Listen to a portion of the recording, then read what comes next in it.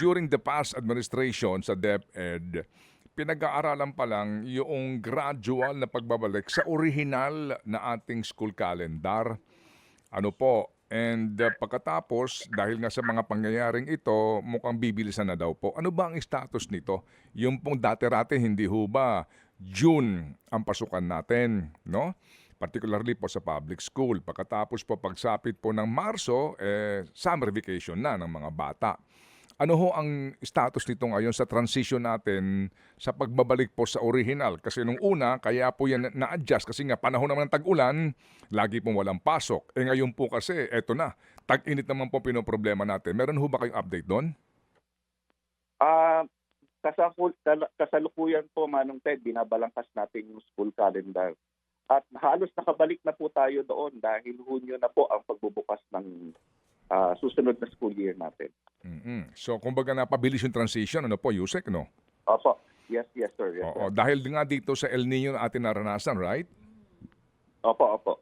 Oo, so ito naman pong ating harapin, itong habagat, oo. Opo. Kung we will, alam nyo, napakahirap na kasi ngayon ng sitwasyon eh. Pero ang sinasabi po naman ng iba, dahil nga din po sa, ang problema po natin ay yung discomfort, no? Yung health issue sa sobrang tag-init, yung DepEd ay makakatulong din sa pamamagitan po ng pagbibigay nga ng karagdagang mga pangangailangan ng mga guro at estudyante sa mga silid-aralan. Dagdag na electric fan, dagdag po ng mga tubig, yung kanilang mga facilities doon, etc. Ang report po ng ibang public school, inoobliga pa mga magulang mag-ambag-ambagan sa electric fan eh. Ang report ng iba, nag-aambag-ambagan pa sa mga gantong pangangailangan ng eskwelahan eh. Sa punto po ng DepEd, ano ho ba tayo doon? May handicap ho ba tayo doon? Manong Ted, dapat hindi po eh. Kasi bahagi po ng binibigay na taon-taon, tinatawag po nating school MOE. Kabilang po yung pagbili ng electric fan or blower. Kasama po yan eh.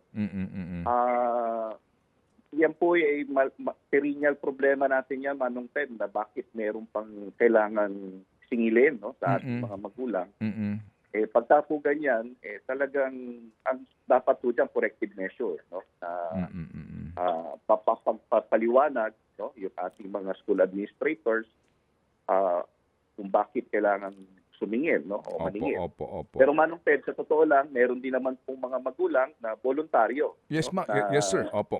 Ganun po naman usually eh. Ganun po naman usually, hindi naman inoobliga, pero 'di ba nagsila among itong mga PTA nagsasabi kung maaari mag-contribute, 'di ba?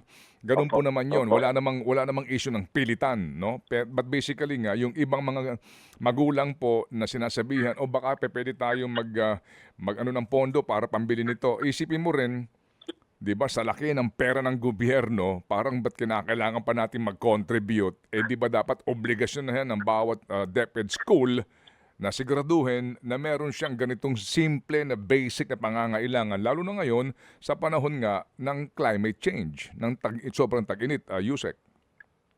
Opo. Tama po kayo na talagang obligasyon, no, ng ating mga pampublikong paaralan na i-provide, no, itong mga basic things na ito. Bagamat, Manong Ted, talaga minsan may mga magulang na maaaring kusang loob na, ma'am, dagdagan po natin yung electric fan ninyo. No? Opo. Kulang po yung dalawa.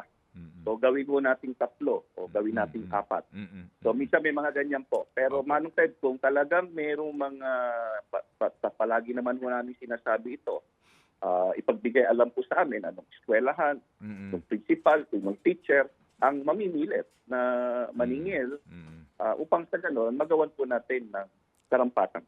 Okay.